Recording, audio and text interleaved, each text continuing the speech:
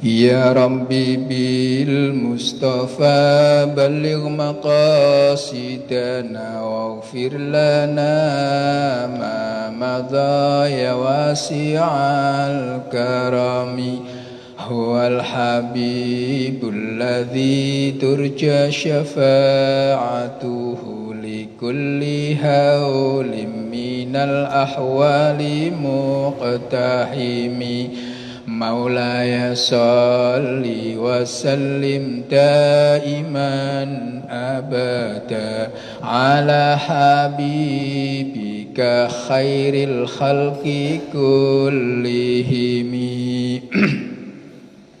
biniyatil qabul al wusul tamami kulli sula ma'mul wa khairi syantafi'atan li kulli syarrin jalibatan li kulli khairin lana wa li abaina wal ummahatina wal jaddatina nakhusu khususan li sahibi rawa'il bayan tafsir ayatil ahkam minal Qur'an Muhammad Ali As-Sabuni wa li kulli niyatin salihah ziyadatin fi syarafi sayyidina Muhammadin sallallahu alaihi wasallam wa alihi wa ashabihi wa tabi'in wa tabi'it tabi'in wa man tabi'ahum bi ihsanin ila yaumiddin sya'alillahi lahumul fatihah. A'udzu billahi minasy syaithanir rajim. Bismillahirrahmanirrahim. Alhamdulillahi rabbil alamin. Ar-Rahmanir Rahim. Maliki yaumiddin. Iyyaka na'budu wa iyyaka nasta'in. Ihdinas siratal mustaqim. Siratal ladzina an'amta 'alaihim ghairil maghdubi 'alaihim waladdallin. Bismillahirrahmanirrahim. Alhamdulillahilladzi 'allama bil qalam 'allamal insana ma lam ya'lam. Assalatu wassalamu alal basyirin nadhir wassirajil munir sayyidina Muhammadin sallallahu alaihi wasallam alladzi mahallahu bihi dhulumatil jahli wal kufr wa azala mu'alimal wathaniyah wad dhalal wa a'la bihi manarat tauhid wal iman wa ala alihi wa ashabihi syumusil ulumi syumusil ilmi wal urfan wat tabi'in lahum bi ihsanin ila yaumiddin amma ba'du. Sahabal fadilah wal karamah, para alim, para ulama, sepuh bini sepuh, tua tengganai, tuan guru. Kita lanjutkan pada pagi hari ini kajian yang terpotong pekan kemarin tentang beberapa hadis-hadis ataupun petunjuk-petunjuk tentang fadilah beberapa surat. Yang pekan kemarin kita membicarakan fadilah surat Al-Fatihah. Yang ada di antaranya yang sahih, ada di antaranya yang tidak sahih, bahkan ada di antaranya yang bukan hadis. Kalau yang tidak sahih itu bukan berarti bukan hadis. Karena tidak sahih itu bisa jadi periwayatnya tidak dzabit, gitu. Tidak diaudit dengan baik, tidak diakui. Bismillahirrahmanirrahim. Sengaja saya pelan-pelan, Pak. Satu hari satu halaman. Yang penting sedikit padat. Yang kedua, biar sayanya juga nyandak. Ilmu saya pas-pasan, jadi pelan-pelan, Pak, ya. Mohon maaf ya. Tambihun fi fadhaili ba'dis suwari. Hal penting, tambihun, hal penting. Fi fadhaili ba'dis suwari, membicarakan tentang fadilah-fadilah sebagian surat yang oleh sebagian di antara kalangan kita menjadi fadhailul a'mal. Membaca Yasin malam Jumat fadilahnya begini. Membaca Yasin 3 kali pada malam nisfu Sya'ban fadilahnya begini, kan begitu. Sehingga menimbulkan beberapa kontra antara kita. Ada yang sepakat, ada yang tidak sepakat. Yang tidak sepakat ada yang sampai ngejas itu zindik. Yaitu fenomena yang ada. Nanti sedikit saya ingin bercerita kenapa itu bisa terjadi, Pak. Biar kita sedikit pahamlah kenapa itu terjadi. Apakah di agama lain tidak ada seperti itu? Ada. Karena kita tahunya di Islam, maka yang kita tahu Islam. Agama lain juga sama. Dzakaral Allamah Al-Qurtubi fi tafsirihi Al-Jami' li Ahkamil Quran baban khasan. Imam Al-Qurtubi di dalam tafsirnya Al-Jami' li Ahkamil Quran menguraikan masalah ini satu bab tertentu karena memang penting menurut beliau. Nabba fihi ala ahaditsin, yang ia beri catatan di dalamnya terhadap beberapa hadis fi fadli suwaril Quran, dalam membahas tentang fadilah beberapa surat Al-Quran. Wa nahnu, nah, ini ke Ali As-Sabuni. Wa nahnu najtazi'u min kalami bi ba'dhi faqratin. Kami mencoba mengambil sedikit dari uraian Al-Qurtubi bi ba'dhi faqratin, atas sebagian kebutuhan. Jadi ini sedikit saja yang diuraikan oleh Imam As-Sabuni. Qala rahimahullahu taala, Imam Al-Qurtubi berkata, la iltifata lamma wada'ahul wadhi'un. Kita harus berhati-hati ketika al-wadhi'un, orang-orang yang senang meletakkan fadilah-fadilah beberapa surat di dalam suatu surat. Bukan berarti harus tidak percaya, tapi harus hati-hati. Ini pendapat beliau. Nanti ada pendapat saya. Wahtalaqahul muhtalikun, dan orang-orang yang senang mengada-ada. Minal ahaditsil kadzibah, dari beberapa hadis yang diketahui dusta. Wal ahbaril batilah, dan khabar-khabar yang batil. Fi fadli suwaril Quran, di dalam fadilah, membicarakan fadilah beberapa surat Al-Quran. Wa ghairi dzalik min fadailil a'mal, dan lain-lain termasuk juga fadilah-fadilah a'mal. Qadir takabaha jama'atun katsiratun, yang telah menyusunnya kelompok yang banyak. Ikhtalafat aghraduhum, yang berbeda-beda tujuan. Wa maqasiduhum, dan maksud mereka. Firtiga biha, dalam menyusun beberapa hadis ataupun fadilah amal tadi. Tujuannya macam-macam. Faminhum, kita harus tahu itu. Faminhum, maka di antara mereka kaumun minaz zanadiqati, kaum-kaum yang termasuk zindik. Wada'u ahaditsa, yang meletakkan, mengambil beberapa hadis. Liwaqi'u bidzalika asyakka, untuk menimbulkan keraguan-raguan fi qulubin nasi, di dalam hati manusia. Ini buruk tujuannya. Termasuk di dalamnya adalah tujuan politik yang pernah saya sampaikan pekan kemarin. Wa minhum qaumun, di antara mereka suatu kaum, wada'u, yang meletakkan hadis lihawa, untuk kepentingan keinginan hawa nafsunya. Yada'unan nasa ilaihi, untuk mengajak manusia agar condong kepadanya. Ini politik. Agar condong kepadanya, maka termasuk komentar Khalifah Muawiyah bin Abu Sufyan. Ketika Ali kalah, Ali terbunuh, Ali kalah, Muawiyah jadi khalifah. Beliau mengatakan, yang sudah terjadi ini takdir Allah. Barang siapa yang tidak percaya takdir Allah, insaflah, gitu. Jadi ya itu kata-kata seperti itu bisa jadi memang aslinya benar, bahwa kita, salah satu iman kita harus percaya kepada takdir Allah. Tapi komentar itu oleh kelompok Ali bin Abi Thalib tentu tidak diterima. Oh, bukan, itu rekayasa kamu, bukan takdir, kan gitu. Nah, gitu contohnya begitu. Ini takdir Allah. Semua yang terjadi min kudratillah, gitu. Kita manusia hanya melakonin baik. Seakan-akan menimbulkan image bahwa Khalifah Muawiyah adalah khalifah yang percaya betul kepada Allah Subhanahu wa taala bahwa ini bagian dari takdir yang ia jalani. Sudahlah, ini takdir. Nah, gitu. Itu ya. Nah, itu contohnya seperti itu. Rata-rata di antara kita lebih condong kepada Ali bin Abi Thalib. Ya karena khalifah 4 itu ya. Tapi ada bagian yang lebih condong kepada Khalifah Muawiyah. Gitu, itu contohnya begitu.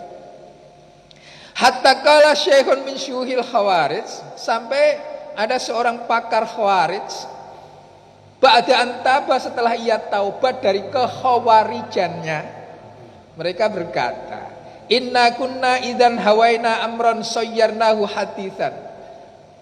Dahulu, sesungguhnya saya dahulu punya keinginan, hawaina, berkeinginan tatkala itu menjadikan sesuatu yang aku jadikan hadis, padahal itu bukan hadis, dalam rangka menaikkan keinginan dia, menaikkan pamor dia. Ini bahaya. Wa minhum, di antara mereka jama'atun, ada kelompok, wada'u al hadis hisbatan, di antara mereka ada kelompok-kelompok yang tahu bahwa ini hadisnya belum tentu benar, tapi meletakkan ini dalam rangka mengembalikan kegairahan manusia akan Allah Subhanahu wa taala. Contoh yang terjadi adalah Al-Barzanji. Contoh yang terjadi, Al-Barzanji itu disusun oleh Imam Al-Barzanji dalam rangka meningkatkan gairah manusia pada waktu itu untuk mencintai Nabi Muhammad, mengenal sejarah Nabi Muhammad. Karena pada waktu itu ditengarai orang-orang yang ada pada waktu itu sudah mulai lupa terhadap Nabi Muhammad. Makanya disusunlah lomba membuat syair, yang syair itu intinya menyanjung Nabi Muhammad. Ya namanya syair, kadang berlebihan dari sisi biasa, dari sisi syariat, tapi tidak dari sisi rohani. Menyebut Nabi Muhammad anta syamsun, anta badrun, anta nurun fauqa nuri, anta iksiru wa ghali, anta misbahus suduri. Kan itu luar biasa itu, menurut orang yang lagi bronto, cinta banget. Ya Allah, kalau saja tidak ada engkau dinda, mati hidup ini. Kan begitu. Coba kalau kata-kata itu kita sampaikan dalam ranah syariat, itu syirik, Pak. Siapa yang membuat kita hidup? Allah. Tapi ketika kita ngomong dengan pacar kita, Dek, hidup dan matiku adalah engkau, Dek. Coba, kalau ditinjau dari sudut pandang yang berbeda, kan syirik, Pak. Tanpa engkau mati hidupku. Kan berarti seolah-olah kita menganggap bahwa pacar kita, istri kita, itulah hidup kita. Padahal syariatnya kan hidup kita Allah Subhanahu wa ta'ala. Lah yang tahu itu syirik apa tidak, ya kita. Apakah itu adalah bagian dari syariat atau tidak? Gitu.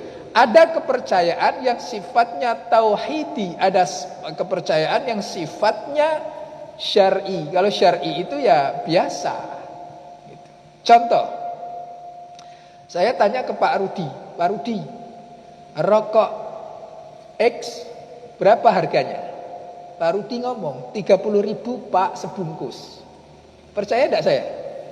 Percaya sama Pak Rudi. Apakah kepercayaan itu tauhidi? Apa masuk dalam kaidah? Kan bukan. Itu namanya kepercayaan syar'i. Saya punya kepercayaan terhadap Pak Rudi, tidak menjadikan saya sama percayanya terhadap Allah Subhanahu wa ta'ala sebagai Tuhan.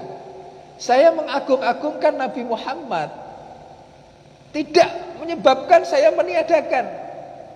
Nah, itu sampai akhirnya muncul solawatan yang disusun oleh beberapa ulama yang lagi bronto cinta kepada Nabi Muhammad, dianggapnya musyrik. Allahumma sholli sholatan kamilatan wa sallim salaman taman ala sayyidina Muhammadin alladzi tanhallu bihil uqadu wa tanfariju bihil kurabu wa tuqda bihil hawaiju wa tunalu bihil raghaib wa husnul khawatimi wa yustadqal ghamamu biwajhil karim wa ala alihi washabihi ila akhirih. Itu sholawat itu ditengarai oleh orang-orang yang hanya melihatnya dari sisi syar'i sebagai bagian dari penyimpangan akidah. Ya Allah, anugerahkan sholawat dan salam kepada Nabi Muhammad, yang Nabi Muhammad itu merupakan penyampai segala hajat saya. Watan halu bihil uqatu watan fariju bihil kurabu, pengurai segala masalah saya. Kan sama dengan tadi. Tanpa mati ya. Bapak, kalau lagi ngerayu bininya, ya Allah, Dek, itu dunia ini milik kita berdua. Pacaran. Itu contohnya begitu itu Pak ya. Jadi saya ingin gambar Pak, itu tidak sama Pak dengan akidah kita amantu billah wa malaikatihi wa kutubihi wa rusulihi ila yaumil akhir. Beda. Tapi cara menguraikan ya memang beda, tidak bisa. Itu tidak merusak akidah kita. Itu ya, tidak merusak. Apalagi yasinan sambil pegangan pusara kuburan bapak kita. Ya. Saya sering ke rumah ke kuburan mertua saya, yo kayak cerita Mbah, sehat Mbah. Padahal meninggal. Mbah sehat Mbah. Doakan kami Mbah ya gitu. Padahal kan kayak minta itu. Udah, kita lagi kangen-kangenan ya Allah. Andai Mbah masih hidup, ini dia di depan saya. Mbah, anak-anak sudah lulus Mbah. Doakan Mbah, mudah-mudahan anak-anak bisa kuliah di tempat yang pas Mbah. Seakan-akan lagi bercerita. Itu tidak musyrik menurut saya. Karena saya tidak menduakan Allah. Saya sedang bercerita kepada orang tua saya. Mengadu, mengeluh. Seolah-olah ia masih hidup. Gitu. Sama ketika saya ketemu dengan Pak Rudi. Pak Rudi, agak repot hidup ini Pak Rudi. Ada enggak bisa bantu saya, anak-anak saya ini mau kerja Pak. Oh ada, gitu. Coba sudah tauhid saja, percaya sama Allah. Kalau Allah mau menghendaki dia hiduplah, bekerjalah. Kalau tidak, enggaklah. Kan tidak begitu juga. Kita butuh syariat yang harus kita lakukan. Itu Pak. Jadi gitu. Liwajhillah, karena wajah zat Allah. Kama zamu yad'unan nasa ila fadailil amal, yang mengajak manusia untuk melakukan fadilah-fadilah amal. Kama fa'ala Nuhul Marwazi, sebagaimana dilakukan oleh Nuh al-Marwazi. Haitsu kana yad'u ahaditsa fi fadli suratil Quran, suwaril Quran, suratan, ketika ia menata letakkan hadis di dalam membahas fadilah surat-surat Al-Quran. Falamma su'ila an dzalik qala inni ra'aitun nas qad a'radu anil Quran. Dia berkata, saya melihat manusia qad a'radu anil Quran, sudah berpaling dari Al-Quran. Wastaghalu bi fiqhi Abi Hanifah, dan lebih sibuk dengan fikihnya Abi Hanifah. Imam madhab ada 4. Madhab. Yang pertama Abu Hanifah, yang kedua Imam Maliki, yang ketiga secara tahun, yang ketiga Imam Syafi'i, yang keempat Imam Hambali. Imam Maliki, Imam Syafi'i, Imam Hambali ada rangkaian, karena Imam Syafi'i ngaji dengan Imam Maliki, Imam Hambali ngaji dengan Imam Syafi'i, ketiganya satu rangkaian. Ada ilmu sanadnya ketemu. Yang membedakan ya pola pikir yang akhirnya menjadi sedikit berbeda antara satu dengan yang lain. Imam Hanafi berbeda. Dalam sisi demografi wilayah, Imam Hanafi jauh dari Mekah Madinah. Yang karenanya dia jauh dari hadis-hadis yang ada. Jauh dari Al-Quran. Karena jauh. Pak, Indonesia jauh kok dapat sekarang. Dulu susah. Dulu susah. Sekarang mudah, informasi sudah mudah. Dulu susah. Karenanya Imam Hanafi menggunakan alat hukum yang kedua. Alat hukum kan ada dua. Ada dalil akli, ada dalil nakli.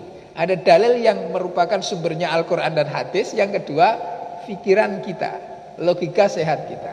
Nah, Imam Hanafi karena dalil naklinya sedikit, maka beliau lebih banyak menggunakan sumber-sumber akal pikiran beliau.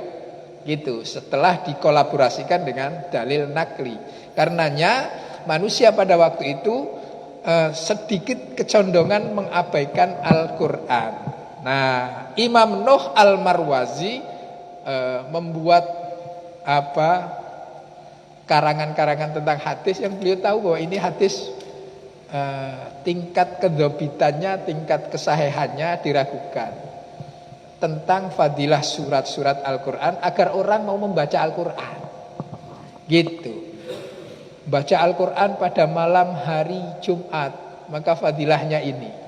Kan tidak ada, Pak. Yang ada, orang baca Al-Quran bila baca malam hari, maka subuhnya diampuni oleh Allah Subhanahu wa Ta'ala.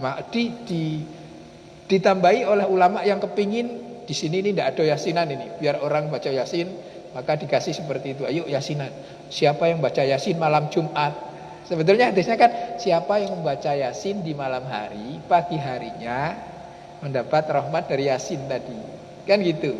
Gitu. Lah Jumat itu malam. Kacama malam Minggu, malam Senin, malam Selasa, malam Rabu, setiap malam. Gitu. Agar orang senang membaca yasin, maka di malam Jumat, maka dikasih siapa yang membaca yasin malam Jumat. Gitu. Nah, yang malam Jumatnya itu tidak ada, Pak. Yang adanya siapa yang membaca yasin di suatu malam, maka pagi harinya, kan gitu. Karena malam Jumat itu termasuk malam. Nah, itu yang tidak ada hadisnya itu siapa yang membaca yasin malam Jumat. Gitu. Yang ada kan siapa yang membaca yasin suatu malam, maka paginya gitu. Gitu. Paham, Pak? Nah, yang ditambahin malam Jumat itu yang oleh kawan-kawan kita tidak disepakati. Ndak enak hadisnya. Gitu. Gitu. Malam nisfu Sya'ban. Ya saya pun tidak pernah tahu itu. Baca yasin 3 kali, gitu kan? Tapi kan itu malam, Pak. Malam nisfu Sya'ban siang apa malam, Pak? Malam, artinya masuk dalam kategori malam. Kok mesti 3 kali? Ya namanya doa. Sekali mudah-mudahan ini, yang kedua mudah-mudahan ini, yang ketiga. Nah itu yang kriminal, yang mudah-mudahan itu oleh sebagian rekan kita tidak disepakati itu. Nah itu dikolaborasi, Pak, oleh ulama-ulama kita yang tujuannya macam-macam. Gitu. Kolaborasinya itu agar orang-orang senang membaca yasin di waktu nisfu Sya'ban. Dia senang yasin. Nah, nisfu Sya'ban adalah malam tahunan, di mana dibagi manusia untuk disetorkan amal manusia tahunan. Dalam rangka kita setoran kepada Allah amal manusia ini baik, maka diwujudkan dengan membaca yasin, membaca Al-Quran, sholat sunnah. Ada yang sampai 100 rakaat, paginya puasa, kan gitu. Agar ketika kita disetorkan kepada Allah, amal kita sedang baik-baiknya, gitu. Kalau dibilang begitu, orang gak semangat, maka ditambahi. Gitu, ayo nak. Gitu. Jadi itu modelnya seperti itu. Kamis kenapa puasa? Setoran mingguan. Tiap Kamis puasa setoran mingguan. Puasa Arafah. Ini Arafah apa tarwiyah, Pak? Tarwiyah. Berarti sepakat dengan pemerintah ya?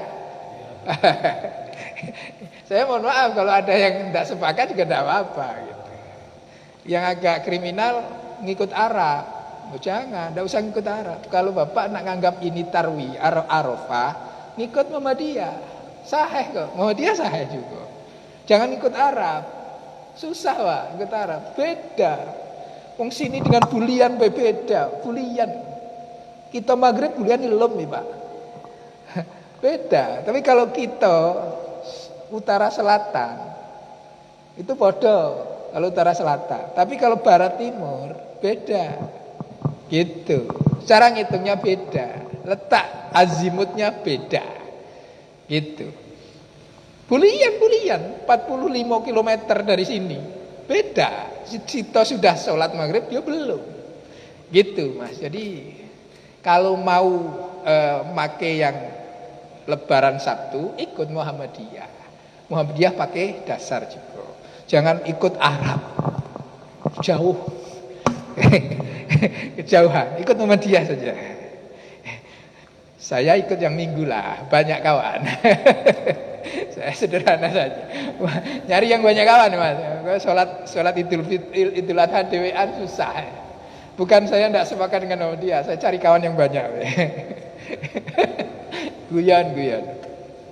Ya itu pemerintah sudah capek mengumpulkan orang itu untuk membahas itu. Gitu ya.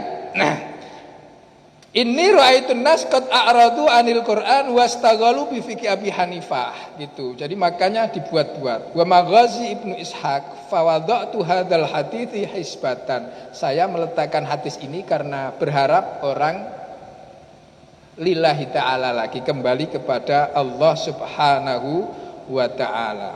Gini, sedikit ini penting. Allah Subhanahu wa ta'ala menurunkan Al-Quran itu 2 tahap. Ini sepakat ulama. Tahap pertama min indillah, dari sisi Allah, ditaruh ke terminal, namanya Baitul Izzah, namanya Sama'ud Dunya. Itu ditaruh secara global, 30 juz, sekian ayat. Menurut cerita 6.400 sekian, menurut cerita 6.000 sekian, menurut cerita yang kita sering hafalin 6.666. Padahal ya saya ngitung tidak pernah sampai.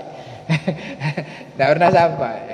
Ya karena itu tadi, ada yang bismillahnya masuk tiap surat, ada yang tidak, ada bismillah bagian Fatihah, ada tidak gitu. Nah, ada ta'awud masuk dalam surat gitu. Ya macam-macam. Gitu. Kemudian baru turun kepada Nabi Muhammad. Turun kepada Nabi Muhammad dimulai pada bulan Ramadan, kila tanggal 24, kila tanggal 17, kila tanggal sekian. Yang jelas bulan Ramadan pada waktu itu di Gua Hira. 5 ayat pertama dari surat Al-Alaq. Inna nahnu nazzalna 'alaikal Qur'ana tanzila. Allah menjelaskan, aku turunkan Al-Quran secara satu demi satu, tanzila, sedikit demi sedikit. Untuk apa? Linusabbita bihi fuadak, agar mudah menempel di hati para sahabat, agar mudah ditelaah oleh para sahabat. Kenapa? Karena Al-Quran turun dari Allah, malaikat Jibril ke Nabi Muhammad.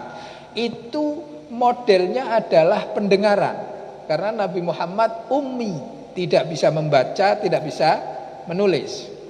Jadi dibacakan oleh malaikat Jibril kepada Nabi Muhammad. Nabi Muhammad bisa hafal, tahu, faham. Baru diturunkan kepada para sahabat juga sama. Nabi Muhammad mengucapkan, bukan membaca, karena tidak ada bacaannya. Iqra bismi rabbikal ladzi khalaq, khalaqal insana min 'alaq. Iqra wa rabbukal akram alladzi 'allama bil qalam, 'allamal insana ma lam ya'lam. Nah, 5 ayat ya. Itu sampai paham betul sahabat. Ketika sudah paham, dipilihlah sahabat tertentu untuk menulis. Ali bin Abi Thalib, Utsman bin Affan, Zaid bin Sabit, siapa lagi? Ada 4 atau 5 sahabat yang disuruh nuliskan. Zaid bin Sabit yang paling sering. Nah, Utsman bin Affan, Ali bin Abi Thalib, orang yang tulisannya bagus, hafalannya bagus. Nulisnya di mana? Waktu itu Arab, Mekah, Madinah, Nabi Muhammad belum punya kertas. Belum ada kertas. Kertas itu mulai ada zaman Umar bin Khattab, ketika sudah menguasai Persia. Jauh itu berarti. Belum ada kertas. Maka ditulis di pelepah kurma, di batu-batuan, di tulang, di kulit. kulit hewan yang sudah dibuat menjadi lempengan-lempengan, itu ditulis. Nah, ditulis itu pun entah kemana benda itu. Pokoknya ketemu di mana tulis. Gitu. Jadi tidak terkodifikasi, tidak disatukan dengan betul sehingga ya kemana-mana, tidak karuan. Sehingga karena begitu efeknya ada kemungkinan tercampur antara Al-Quran dengan hadis Nabi Muhammad. Kan bedanya Al-Quran dengan hadis adalah Al-Quran itu wahyu yang diberikan oleh Allah kepada Nabi Muhammad melalui malaikat Jibril yang membacanya menjadi ibadah yang mutawatir dirumuskan oleh para sahabat, sepakat disusun dari Al-Fatihah sampai surat An-Nas. Nah, gitu. Efeknya ada kemungkinan bercampur dengan hadis. Hadis itu perkataan, perbuatan, takrir Nabi, ketetapan Nabi Muhammad. Ada kemungkinan begitu. Akhirnya Nabi Muhammad melarang sahabat Nabi tidak boleh menuliskan apapun selain Al-Quran. La taktub anni ghairal Quran. Kawan-kawan, jangan engkau tulis apapun dariku selain Al-Quran. Jadi Nabi kalau nyuruh sahabat itu nulis itu, ini Al-Quran, tulis. Yang bukan Quran, jangan. Ini larangan keras oleh Nabi.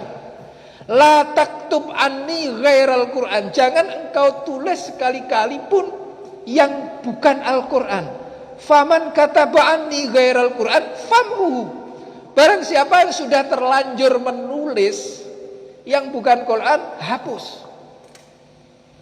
Hadis ini kira-kira apa muatannya?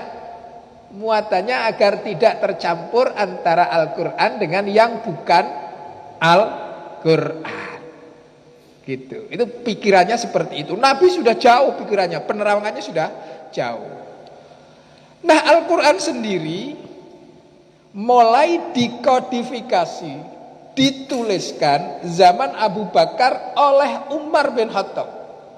Karena Umar bin Khattab khawatir orang-orang yang hafal Al-Quran akan habis berkaitan dengan waktu. Ada yang karena mati syahid, ada yang karena macam-macam gitu. Ini bahaya kalau sampai nanti habis orang-orang yang hafal Al-Quran, maka Al-Quran akan hilang sebagaimana hilangnya Zabur, Taurat, Injil. Injil kan tidak dituliskan, sehingga yang menuliskan Paulus, Matius, siapa? Macam-macam itu. Ditulis menurut versi mereka yang semuanya tidak selalu pas gitu. Sama dengan hadis, itu kitab-kitab yang ada itu hampir sama dengan hadis, ditulis oleh Bukhari, maka muncullah Sahih Bukhari. Ditulis oleh Muslim, muncullah Sahih Muslim. Begitu. Fatwa Nabi yang teridentifikasi oleh mereka turun temurun dituliskan. Gitu. Sehingga terjadi penyimpangan, menyimpang terus. Bedanya dengan Bukhari dan Muslim dan para ahli hadis, mereka melakukan kajian hadis begitu tertib, baik riwayat maupun diroyahnya. Diroyah itu dilihat dari sisi sanadnya, dilihat dari sisi matannya, dilihat dari sisi metode menerima maupun membagi hadis, dilihat dari kedzobitan, keterpercayaan para perawi. Itu dilihat, itu betul dilihat oleh mereka. Kenapa Imam Bukhari, Imam Muslim, Imam macam-macam, An-Nasai, Abu Dawud dan sebagainya melakukan itu? Melihat kitab-kitab terdahulu terjadi penyimpangan yang luar biasa. Gitu. Jadi itu dilihat dari sanad. Hadis contohnya. Hadis dari Mas Asmoro. An Abi Bakrin. An dari Abu Bakar. An itu diurai. Mas Asmoro turun ke Pak A, turun ke Pak B, turun ke Pak C, turun ke Pak D, turun ke Bukhari. Oleh Bukhari ditengok riwayatnya. Oh, ternyata Pak C itu orangnya senang main dadu, buang. Berarti tidak dzabit dia. Kelakuannya tidak terpuji. Buang dia. Oh, Pak C ternyata suka berdusta. Buang. Atau hafalannya kurang kuat. Buang. Itu begitu. Maka dari berapa kemarin saya bilang 600.000 tinggal 16.000 tinggal 4.000. Karena disortir seperti itu. Sampai suatu ketika ada seorang ahli hadis yang ingin mencari suatu hadis. Dicari, ketemulah dengan perawi hadis itu tadi. Sanad hadis. Saya contohkan Mas Asmoro. Datang saya ke tempat Mas Asmoro. Mau nanya tentang hadis ini yang diriwayatkan oleh Mas Asmoro. Saya hidup dengan Mas Asmoro. Suatu ketika si Mas Asmoro yang terkenal cerdas, jujur, baik dengan orang dan seterusnya, lagi pura-pura manggil himar dia, kuda dia, himar. Kalau kita ayam, ayamnya datang, ditangkap ayamnya. Dia pura-pura begini dengan pura-pura ngasih makanan. Kalau orang ngasih makanan kan pure. Dia tidak ada makanannya, tapi cuma mulutnya saja. Datanglah ayamnya atau himarnya tadi, begitu datang ketangkap. Si peneliti hadis tadi nanya kepada sang imam tadi, "Syekh, Anda berbohong?" "Enggak, saya enggak berbohong. Saya ngibuli ayam saja. Mau saya tangkap. Ayam digibuli. Pura-pura dikasih makan tapi enggak." Gitu. Nah gitu. Terus cek. Enggak jadi. Wah, ini dolim sama ayam. Imam ini tidak terpercaya secara akhlakul karimah. Sampai segitunya para perawi hadis gitu. Nah, kenapa hadis itu terjadi penyimpangan? Karena itu tadi masa yang dilakukan itu panjang. Al-Quran sampai generasi Umar, dituliskan generasi pertama Umar, diperbaiki di Utsman, kemudian nanti diperbaiki sampai sekarang mushafnya namanya mushaf Utsmani. Al-Quran dulu tidak seperti ini. Tulisannya tidak Bismillahirrahmanirrahim seperti itu, enggak. Tulisannya ya enggak tahu saya, tapi katanya tanpa harokat, tanpa titik, tanpa syakel, tanpa tanda baca. Mereka bisa membaca karena memang tulisan mereka hafal. Seperti tulisan dokter yang dibaca oleh tukang resep obat. Bisa dia. Kalau kita yang baca tidak bisa, karena ya beda ilmunya. Ketika Islam sudah masuk ke wilayah non-Arab, maka mulailah diperbaiki itu tulisan. Gitu. Diajari, diperbaiki, dibuat ilmu tajwid. Ad-Du'ali, ngarang ilmu tajwid. Mengarang ilmu nahwu, mengarang ilmu sorof, mengarang ini dalam rangka memperbaiki kemungkinan salah baca kita, salah paham kita terhadap Al-Quranul Karim. Muncul sekte-sekte yang luar biasa.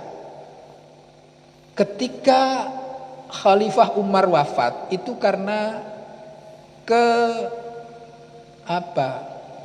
keinginan orang yang ingin menjadi pejabat, tapi oleh Umar tidak diaudit, tidak diikutkan menjadi pejabat. Maka beliau gerem sehingga membunuh Umar bin Khattab. Beliau adalah orang gila, maka terbunuhlah Umar bin Khattab. Utsman bin Affan wafat karena hoax, karena ada fitnah al-fitnatul kubro, yang difitnah oleh orang-orang tertentu sehingga menyebabkan demo massal, terbunuhlah Utsman bin Affan. Sejak saat itu maka timbullah fitnah di antara manusia pada kelompok muslim. Maka muncullah kelompok Ali bin Abi Thalib dan non Ali bin Abi Thalib. Nah, dari situlah muncul sekte-sekte. Kelompok Ali bin Abi Thalib menamakan diri Syiah. Kelompok non Ali bin Abi Thalib menamakan diri Sunni. Bukan ahli sunnah, belum. Sunni.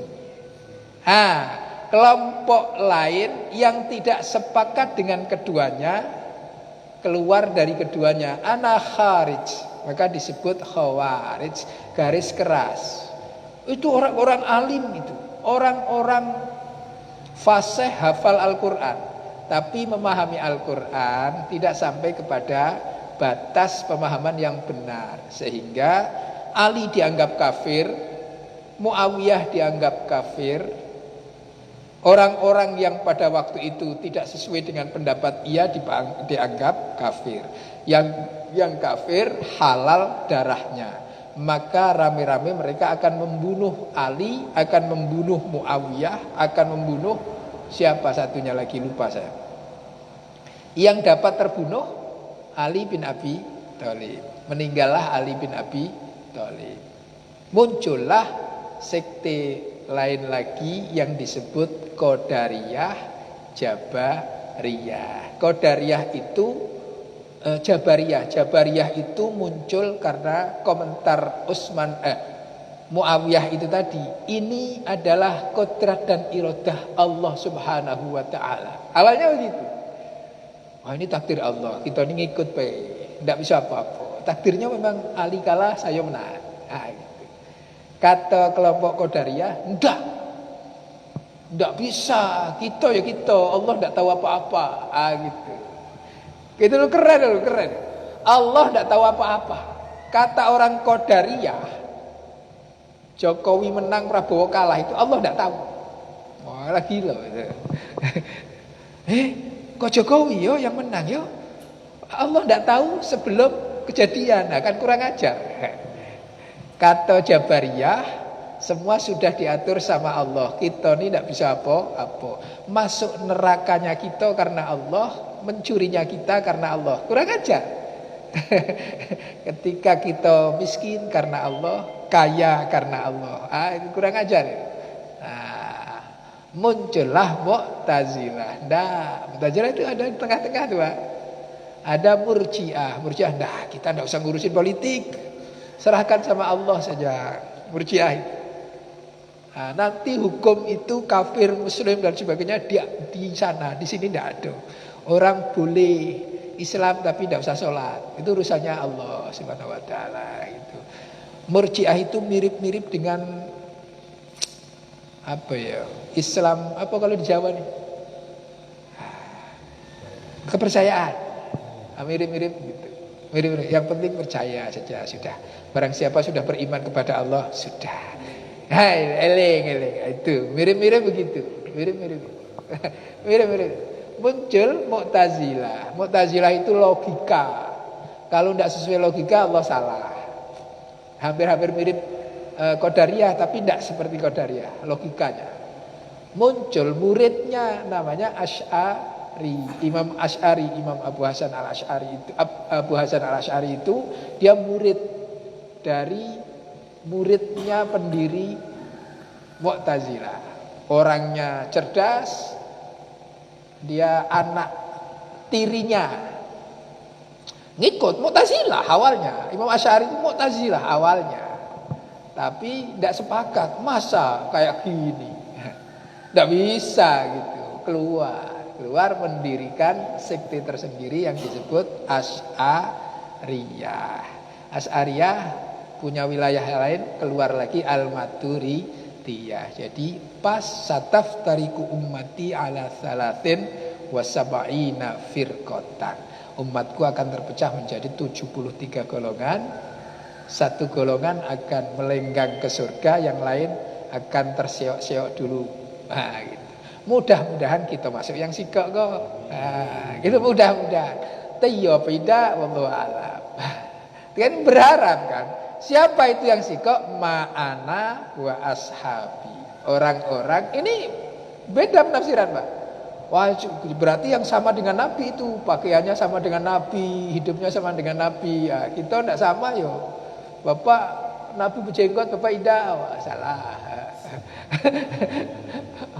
Masa Soro ndak pakai jenggot, oh, salah gitu. Itu nak sama nih yang dengan Nabi, ndak lah gitu. Ma'ana wa ashabi, pola hidup Nabi Muhammad. Nabi Muhammad itu membiarkan beda pendapat. Abu Bakar beda dengan Umar, Umar beda dengan Utsman, Utsman beda dengan Ali, dan itu dibiarkan oleh Nabi selagi masih dalam koridor. Beda. Abu Bakar itu kalau zikir silent. Ngapo kamu kalau zikir silent? Saya malu. Seolah-olah Allah itu budak tuli. Allah itu maha mendengar, maka zikirku di dalam kolbu sudah cukup bagiku. Umar enggak. Umar kalau zikir keras, model orang Batak. Makin ke ujung makin kenceng. La ilaha illallah, la ilaha illallah, la ilaha illallah. Oh, makin kenceng. Mar, ngapo kamu kalau zikir kenceng? Aku suka. Gitu jawaban Umar itu. Aku suka zikir kenceng. Nah, itu.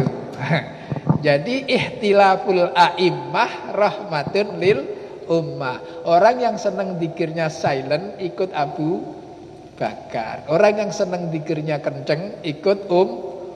Keduanya mertua Nabi, sahabat Nabi. Keduanya dijamin masuk surga. Santai kan? Yang mau lebaran hari Minggu ikut pemerintah, yang mau lebaran hari Sabtu ikut Muhammadiyah. Santai, ikut gandun. Jangan ikut Mekah, mas jauh. Ikut. Saya kira itu. Jadi kita harus paham betul. Ini kalau diceritakan seharian enggak kelar. Perbedaan hadis ke sana itu di samping saya juga enggak paham betul, tapi itu munculnya sekte karena salah satunya adalah hal-hal yang difahami di dalam Al-Quran itu berbeda-beda cara faham di antara kita. Saya kira itu, monggo kalau ada yang ingin didiskusikan sedikit boleh. Sudah jam 6 lebih. Monggo. Assalamualaikum warahmatullahi wabarakatuh. Izin bertanya Pak Ustadz. Tadi ada membahas mengenai syirik. Apakah di dalam Islam ada batasan-batasan agar kita tidak sampai kepada hal-hal yang menduakan Tuhan, baik dalam kehidupan sehari-hari. Terus yang kedua, kan kita tahu dalam Islam ini banyak sekali sekte tadi, aliran maupun pemahaman yang berbeda. Nah ini kan tentunya bisa rawan juga ataupun bisa menjadi celah bagi dalam Islam. Kan dalam agama lain tentunya pasti bertanya mengapa Islam ini kok enggak satu ataupun yang kata berbeda-beda pendapat. Itu bagaimana cara menyikapinya dan bagaimana cara menjelaskannya apabila kita ditanya oleh orang-orang non, kok kalian berbeda-beda gitu. Nah contohnya kan dalam hari raya maupun sebagainya. Terima kasih. Wassalamualaikum warahmatullahi wabarakatuh.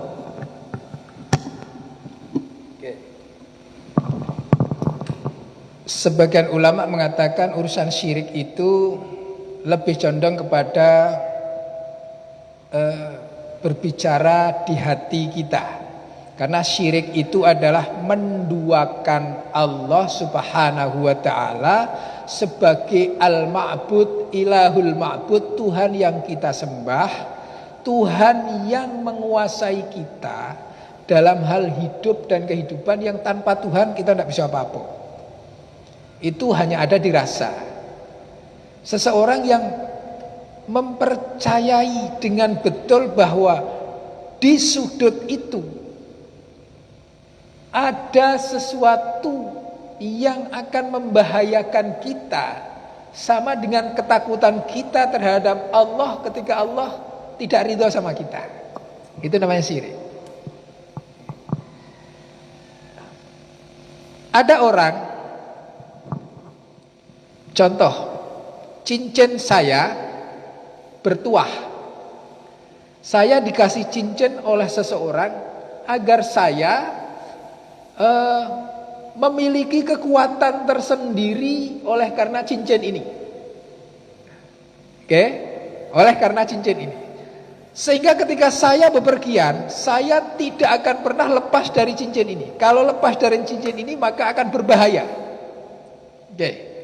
Ketika saya ketinggalan cincin ini, pasti saya balik dengan ketakutan yang luar biasa sebagaimana takutnya saya kepada Allah Subhanahu wa taala. Itu namanya menduakan Allah Subhanahu wa taala. Bedakan rasa ketika kita ketinggalan dompet, Mas. Balik enggak kita ketinggalan dompet? Saya pergi, waduh dompet saya ketinggalan, balik enggak? Baliknya kita ketinggalan dompet berbeda rasa dengan baliknya kita ketinggalan cincin kita yang kita anggap sebagai petuah. Beda. Beliau jelaskannya, tidak bisa saya jelaskannya. Itu begitu beda. Baliknya kita ketinggalan dompet itu ya karena repot kalau tidak punya duit di dompet ini. Balik gitu. Tapi kita tidak setakut itu. Tapi yakin bahwa kita akan direpotkan. Gitu. Nah itu seperti itu. Jadi membedakan syirik itu di sana. Ketika kita bersolawat, yang alladzan halu bihil uqatu wa tanfariju bil qurabu wa tuqdha bil hawaiju wa tunalu bir raghaib wa sulawati bil akhiri tadi, kita tidak akan takut tanpa solawat tadi. Tapi kita hanya doplek solawat tadi, kan raso itu. Tetap tujuan kita Allah Subhanahu wa taala. Gitu. Kalau begitu orang yang punya cincin keramat bahaya. Asal dia bisa meletakkan cincin itu sebagai karomah yang diberikan oleh Allah, ketakutan dia kepada cincin tidak ada kecuali takut dia kepada Allah Subhanahu wa taala, maka terhindar dari syirik. Nah, yang kayak gitu amat tipis. Beda antara musyrik dengan yang tidak musyrik tadi. Nah, dulu kan begitu. Ketika saya KKN di wilayah kaki Gunung Merapi, maka mereka kalau berdoa itu disebut semua. Danyang Wetan, Danyang Kulon, Danyang Lor, Danyang Kidul. Lindungi kami dari beberapa mara bahaya. Terakhir, Rabbana atina fid dunya hasanah wa fil akhirati hasanah wa qina adzabannar. Doanya begitu, Pak. Lah apakah itu musyrik? Secara zahir musyrik, tapi secara batin saya tidak tahu. Apakah itu betul mereka memiliki rasa ketakutan sebagaimana takut kepada Allah atau tidak? Gitu. Ataukah itu sopan santun saja? Gitu. Gitu. Yang tahu musyrik apa tidak? Tapi kan tetap harus kita sampaikan, Pak. Jangan mendekati bahaya. Saya sering menyampaikan, Bapak bikin raja, tulisan di pintu ayat kursi, agar aman dari pencurian. Kan gitu. Itu kalau tidak hati-hati jadi musyrik. Gitu. Apakah itu pasti musyrik? Enggak. Apakah pasti tidak musyrik? Enggak. Maka harus hati-hati. Itu jangan dijadikan sebagai sesuatu yang menyebabkan rasa aman kita karena itu. Gitu. Kita sedang mencari fadilah barokah dari tulisan itu. Mudah-mudahan Allah memberikan barokah kepadanya yang menyebabkan kita aman. Yang menyebabkan kita berhenti haus, Allah apa air? Allah. Kita minum, alhamdulillah setelah minum hilang haus kita. Tapi kan kita tidak percaya secara tauqidi kepada air ini. Nah, itu kira-kira gitu. Itu membedakannya begitu. Sekarang sektenya banyak, 73 bahkan mungkin lebih. Manusia diciptakan oleh Allah memang sudah bermacam-macam. Ya ayuhan nas inna khalaqnakum min dzakari wa untha wa ja'alnakum syu'uban wa qabaila lita'arafu. Manusia diciptakan banyak sekali. Bagaimana satu tidak bisa. Suruh satu tidak bisa. Terus terang tidak bisa. Saya Yai Mafur, Ustaz Samsul beda. Padahal mungkin yang dibaca sama. Cara memahaminya berbeda. Sepanjang cara memahami itu masih dalam koridor Al-Quran, hadis, ijma' qiyas, maka dibolehkan oleh Islam. Gitu. Pak, sampai ijma' sampai qiyas mana tahu gitu. Kalau tidak tahu ngikut kiai, ngikut sesepuh bini sepuh. Itu yang saya lakukan itu. Dah, aku ngaji sesekali ya sudah ngikut. Mana yang dipakai? Kiai kita banyak, Habib kita banyak. Ada Habib modelnya Quraisy Shihab, lembut. Ada yang model Habib Bahar, Habib, gitu kan? Tapi coba bapak-bapak, pernah enggak antar Habib itu saling komentar? Enggak pernah, karena mereka tahu yang dikejar angka 10. Yang dikejar angka 10. Ada yang pakai metode 9 tambah 1. Ada yang pakai metode 8 tambah 2. Ada yang pakai metode 7 tambah 3. Beda itu. Habib Rizik bin Syihab beda dengan Habib Quraisy bin Syihab. Ada Quraisy Syihab, ada Habib Rizik Syihab. Sama-sama Syihab itu. Beda, siko tuh kayak anak melotot, siko ini lembutnya. Diinjak tidak balas. Dikato-katain tidak balas. Tapi keduanya tidak saling kato-kato. Beda dengan kita. Ilmu tidak ada, kato-katoan. Itulah. Hah? Itu. Saya hormat sama Habib karena begitu. Tinggal kita milih, Pak. Karena saya ini orang Jawa lembut, ya saya lebih condong kepada Habib Quraisy Syihab. Bukan berarti saya tidak taat kepada Rizik Syihab. Gitu. Karena cocoknya saya, gitu. Saya senang tempe mendoan, tidak senang tempoyak. Itu bukan berarti tempoyak tidak enak. Saya tidak senang. Itu masalahnya. Itu Mas. Jadi pahami Al-Quran 30 juz. Kata Gus Baha. Kalau ingin tahu tak pahami Al-Quran 30 juz. Yang kedua hafal hadis. Hafal hadis itu kitab Sahih Bukhari, kitab Muslim, kitab Nasai, Imam Abu Dawud, 5 kitab hadis, hafal. Kalau sudah kaji usul fikih sama fikih. Kalau iya, ketemulah kamu. Kalau tidak bisa ngikut. Itu kelakuan Gus Wah. Kalau tidak bisa ngikut baik. Karena saya termasuk yang tidak bisa, yang ikut baik. Cari aman, Mas. Begitu. Lebaran cara menentukan kalender ada 2. Bukan hisab ru'yat, bukan. Semua dihisab, Pak. Hisab itu dihitung. Semua dihisab. Yang ru'yat itu pakai hisab, tapi ada wujudul hilal, ada ru'yatul hilal. Wujudul hilal itu asal sudah di atas ufuk, di atas 0 derajat maka masuk. Itu yang dipakai oleh Muhammadiyah. Sudah wujud.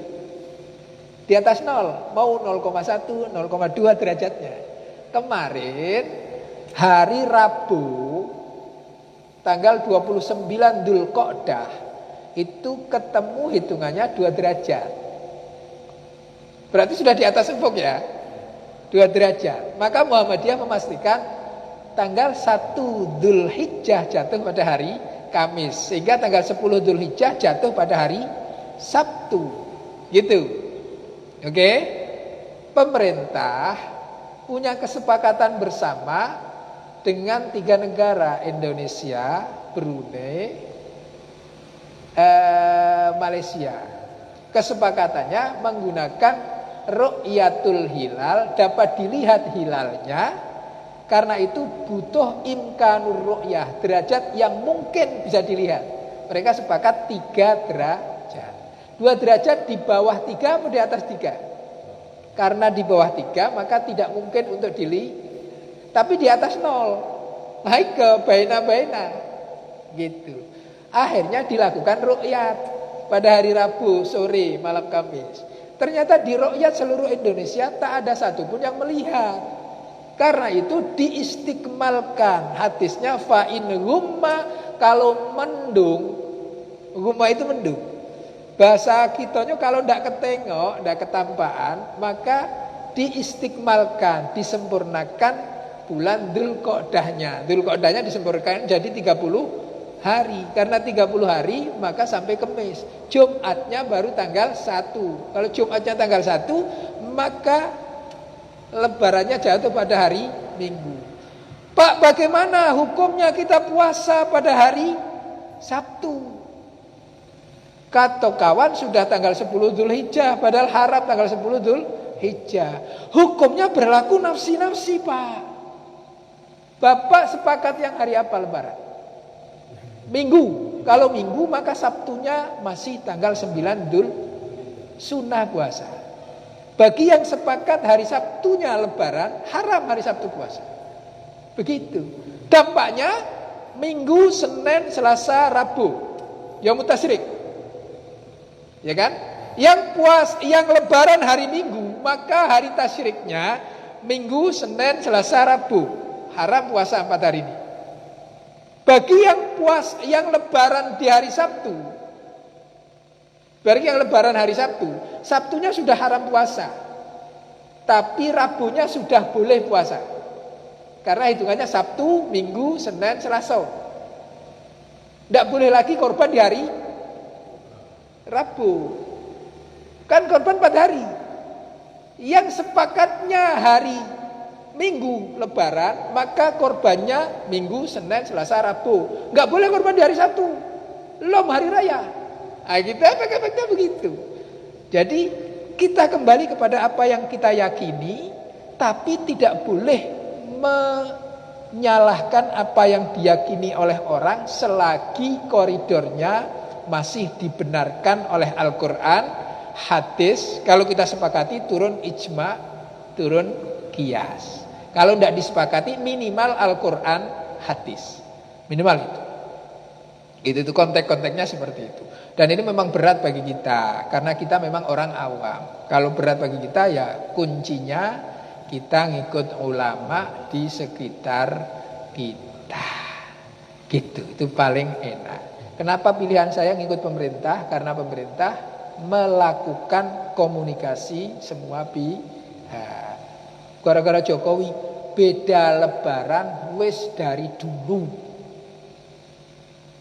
Sejak saya kecil sudah sering beda lebaran. Ya tak? Iya, masih ingat dulu zaman SBY.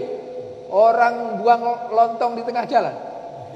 Sudah diumumkan lebaran bikin ketupat, enggak jadi, dibuang. Ya.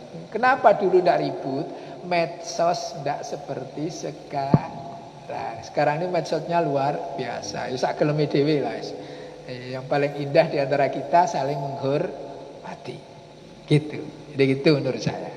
Ya, pahami Al-Qur'an sampai benar, pahami hadis sampai benar, turuninnya di ijma namanya fikih, turuninya di qiyas gitu. Kalau enggak bisa ngikut ulama. Husnudzan terhadap semua pihak. Jangan mudah takfiri, mengkafirkan. Gitu. Saya mohon maaf ya. Saya suka juga dengan ilmu-ilmu yang ditebarkan oleh rekan-rekan kita yang kepingin seperti Nabi utuhnya. Tapi yang saya tidak suka ketika blocking, yang tidak seperti Nabi, seperti apa adanya dianggap salah itu. Karena kita juga berbeda-beda sudut pandang. Jangan nyalahkan. Itu ya pesan saya. Lakukan yang Anda yakini. Jangan anggap apa yang Anda yakini satu-satunya kebenaran. Gitu. Jadi kita masih menganggap juga kebenaran mungkin ada pada orang lain. Saya kira itu oke? Gitu ya. Sekali lagi mohon maaf kalau ada kehilafan. Saya manusia biasa. Contohnya bagi kau baca ayat terbelit-belit. Nah, itu namanya manusia biasa. Lagi banyak pikiran. Kalau ada makmum yang tingkat kesufiannya luar biasa, nengok tuh di atas otak saya itu kurikulum. Tahun ajaran baru. Ya Allah, wis tua suruh jadi wakil kepala bidang kurikulum. Mas, kurikulum merdeka cepat selesaikan. Oh, di sini kurikulum. Jadi imam pun pikirannya kurikulum. Jadi ya Allah, tidak konsen. Kalau tidak konsen ya sudah, sebelit-belit. Itu panjang. Saya pernah baca wadduha, ya tidak rampung-rampung. Ya Allah, baca wadduha kok ya rampung-rampung. Wah itu Pak Rudi gagah di masjid, di rumah selesai. Bentak istrinya hilang kawe. Serius ya Pak Rudi. Istrinya bentak selesai. Umar bin Khattab dibentak sama bininya. Umar selesai. Apalagi kita. Al-Fatihah. A'udzu billahi minasyaitonir rajim. Bismillahirrahmanirrahim. Alhamdulillahi rabbil alamin arrahmanir rahim maliki yaumiddin iyyaka na'budu wa iyyaka nasta'in ihdinas siratal mustaqim siratal ladzina an'amta 'alaihim ghairil maghdubi 'alaihim waladdallin. A'udzu billahi minasyaitonir rajim. Bismillahirrahmanirrahim. Alhamdulillahi rabbil alamin. Allahumma shalli ala sayyidina Muhammad wa ala ali sayyidina Muhammad sayyidil awwalin wal akhirin. Sallim radhiyallahu tabaraka wa ta'ala an sadatina sahabi rasulillahi ajma'in. Hasbunallahu wa ni'mal wakil, ni'mal maula wa ni'mal nasir, wa la hawla wa la quwwata illa billahil aliyyil azim. Allahumma ighfir lana dhunubana wa liwalidina warhamhuma kama rabbayana saghira wa limasyayikhina wa liasatidina wa lijami'il muslimina wal muslimat wal mu'minina wal mu'minat al ahya'i minhum wal amwat innaka sami'un qaribun mujibud da'awat. Rabbana hab lana min azwajina wa dhurriyyatina qurrata a'yun waj'alna lil muttaqina imama. Rabbi ij'alni muqimas shalah wa min dhurriyyati rabbana wa taqabbal du'a. Allahumma rzuqna fahman nabiyyin hifdzal mursalin wa ilhamal malaikatikal muqarrabin. Rabbana atina min ladunka rahmah wa hayyi' lana min amrina rasyada. Rabbana atina fid dunya hasanah wa fil akhirati hasanah wa qina adzabannar wa adkhilnal jannata ma'al abrar ya aziz ya ghaffar ya rabbal alamin. Sallallahu ala sayyidina Muhammadin nabiyil ummi wa ala alihi wa sahbihi wa baraka wa sallam.